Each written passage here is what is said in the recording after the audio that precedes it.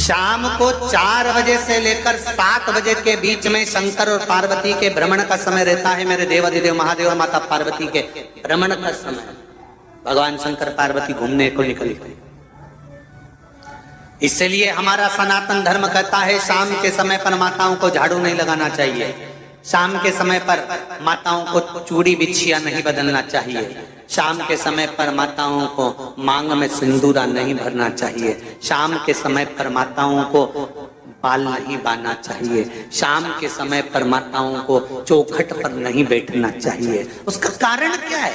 क्योंकि पार्वती जी ने भगवान भोलेनाथ जी से कहा था कि तुम मुझे रोज शाम के समय प्रदोष काल में भ्रमण के लिए लेकर जाते हो, मेरे लिए आज्ञा क्या है? शंकर भगवान ने कहा सुनो पार्वती, मंदिर के अंदर नंदी रहता है, जाने वाला यात्री जब मंदिर में मेरा दर्शन करने आता है तो नंदी के कानों में कहकर जाता है कि शिव जी को मेरे यहाँ लेकर आना।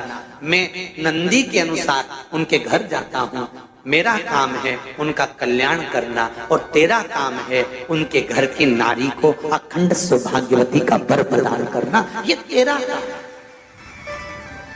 तब पार्वती माता ने कहा अखंड सौभाग्यवती होने का वर मैं तो दे दूंगी, पर उस समय पर माताएं चूड़ी बदल रही होगी, हाथ से चूड़ी निकाल रही होगी तो मैं वर कैसे दे सकती हूँ? मांग भर रही होगी तो मैं वर कैसे दे सकती हूँ? उस समय पर चूड़ी बिछिया बदला जा रहा होगा तो मैं वर कैसे दे सकती हूँ? उस समय पर झाड़ू लग रही होगी तो मैं लक्ष्मी को वहां कैसे भेज सकती हूँ? आप बताओ। तो शंकर भगवान ने कहा प्रदोष का समय एक ऐसा समय होता है, शाम का समय ऐसा होता है जिस समय पर केवल शंकर और पार्वती की आराधना का समय होता है। हम तो कई लोगों से कहते हैं अगर आपके यहाँ संपदा नहीं आ रही है, बहुत मेहनत कर रहे हो, फल नहीं मिल रहा, कहीं नौकरी, कहीं सर्विस या कहीं व्यापार या व्यवसाय में कहीं तकलीफ आ रही है, हम सबसे कहते हैं शाम का समय पकड़ लो, शंकर जी के मंदिर में दिया लगाना प्रारंभ कर दो। शिव मंदिर में अगर दिया नहीं लगा रहे हो तो बेलपत्री के पेड़ के नीचे दिया लगा दो। बेलपत्री और शंकर जी के मंदिर में दिया नहीं लगा रहा तो शंकर जी के मंदिर के बाहर चौखट पर दिया लगा दो। इतना भी नहीं कर सकते तो अपने घर के बाहर अपने द्वार पर दिया लगा दो, पर शंकर जी के नाम का श्री शिवाय नमस्तुभ्यम बोलकर शंकर भगवान को याद कर कर अपनी कामना कर कर बाबा का स्मरण कर कर पंचाक्षर मंत्र नमः शिवाय, षडाक्षर मंत्र ओम नमः शिवाय, द्वादशाक्षर मंत्र ओम नमो भगवते वासुदेवाय, जो मंत्र तुमको याद है उसका स्मरण कर कर लक्ष्मी हो चाहे नारायण हो चाहे राम हो चाहे कृष्ण हो स्मरण कर कर शाम के समय बाहर दिया लगा दो, दरवाजे के पास लगा दो। वो सुनेगा जरूर, आएगा तो उसका वेलकम जरूर होगा और वो कुछ देकर जरूर जाएगा। नियम तो बनाओ, उसकी चौखट पर जाकर कहना प्रारंभ।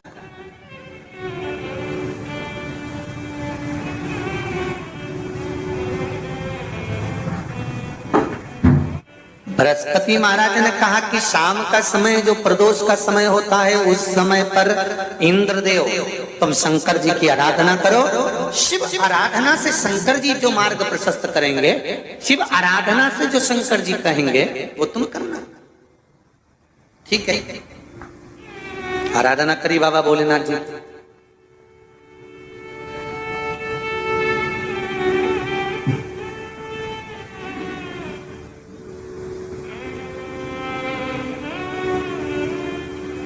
मालूम नहीं था इंद्रदेव को। बृहस्पति महाराज ने प्रदोष की महत्वता समझाई तो प्रदोष का समय जानकर शंकर जी पर 7 बेलपत्र प्रदोष के दिन इंद्र ने समर्पित कर दी बिना सोचे। कितनी बेलपत्र? 7। प्रदोष का व्रत करो चाहे ना करो, मंदिर में चढ़ी हुई बेलपत्र को उठा लो,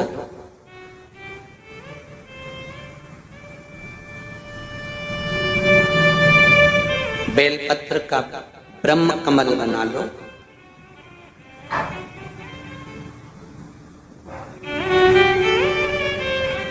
ब्रह्म कमल का मतलब होता है डंडी बीच में रहे, आसपास पत्तियां रहे। 7 पत्ती का ब्रह्म कमल बनाकर, जैसे ये पत्तियां हैं एक जैसी रखी हुई हैं तो इसको फैला लिया 7 पत्ती को, आपस में फैलाकर ब्रह्म कमल बना लें। प्रदोष का व्रत करें ना करें, जरूरी नहीं है कि वृक्ष से ही पत्ती लेकर आओगे तो ही शंकर जी को चढ़ाओगे। शिव जी पे से चढ़ी हुई उठाकर धोकर ब्रह्म कमल बनाकर बाबा से विनय कर कर, हे प्रभु आज मैं इस काम के लिए जा रहा हूं, बाबा मेरा यह कार्य है, बोलकर श्री शिवाय नमस्तुभ्यम बोलकर शिवलिंग पर समर्पित कर दो। दिन भर के प्रदोष व्रत का फल बाबा एक बेलपत्री समर्पित करने पर ही प्रदान कर देता है। शिव है। प्रदोष व्रत कर रहे हो उससे बढ़कर कोई प्रसन्नता नहीं, पर नहीं कर रहे तो प्रदोष के दिन या 12 महीने शिवरात्रि आती है। कर्पूर गौरम करुणावतारम, आप स्वयं कपूर की भांति हैं महाराज।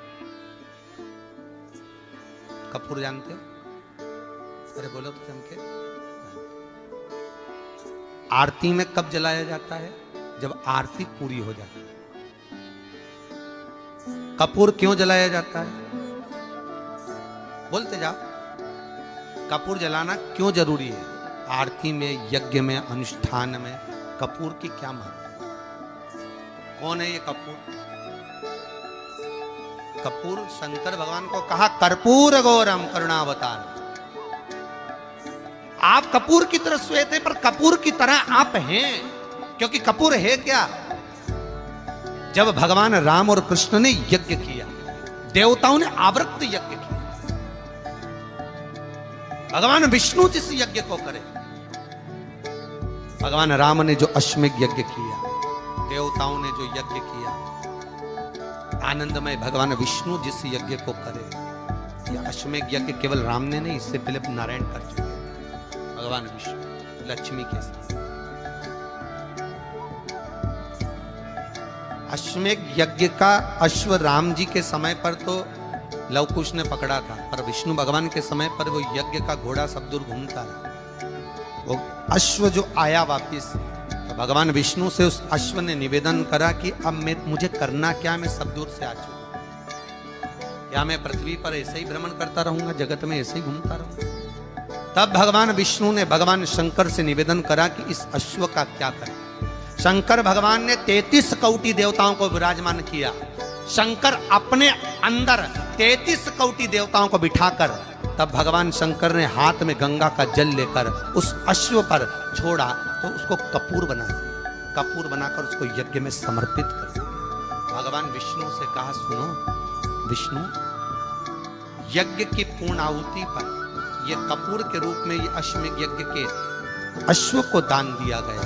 अर्थात पृथ्वी पर मनुष्य यदि अपने घर में आरती पूजन में कपूर को प्रज्वलित करेगा तो उसको 1000 अश्वमेध यज्ञ का फल उसी समय पर प्राप्त हो जाएगा। इसलिए हर आरती के पूजन के बाद कपूर का टुकड़ा जलाया। कपूर की बड़ी महत्वता है हमारी। यदि घर में क्लेश मचा हुआ है, बहुत अशांति है, बहुत ज्यादा क्लेश है, बहुत ज्यादा क्लेश, तो कपूर के 4 टुकड़े कर लीजिए और 4 टुकड़े कर कर चारों दिशा में घर में रख दीजिए। कितना भी झगड़ा चल रहा होगा, कितना भी क्लेश मचा होगा, शांति हो जाएगी, अपने आप शांति हो जाएगी। 5 या 7 मिनट के बस कपूर के टुकड़े को 4 दिशा में रख। शिव का स्वरूप है, अश्वमेध यज्ञ का फल प्रदान करना। कोई फैक्ट्री नहीं चल रही हो, कोई व्यापार नहीं चल रहा हो, तो एक कांच की प्याली में कपूर के 7 टुकड़े, फिटकरी के 2 टुकड़े और खड़े नमक का 1 टुकड़ा केवल उस प्याली में रख दीजिए महाराज। 15 दिन तक रखे रहने दो उसको, आपको खुद मालूम पड़ जाएगा कि व्यापार कैसे चल रहा है। आनंद की अनुभव होने लगे, अपने आप व्यापार दौड़े, अपने आप आपका व्यापार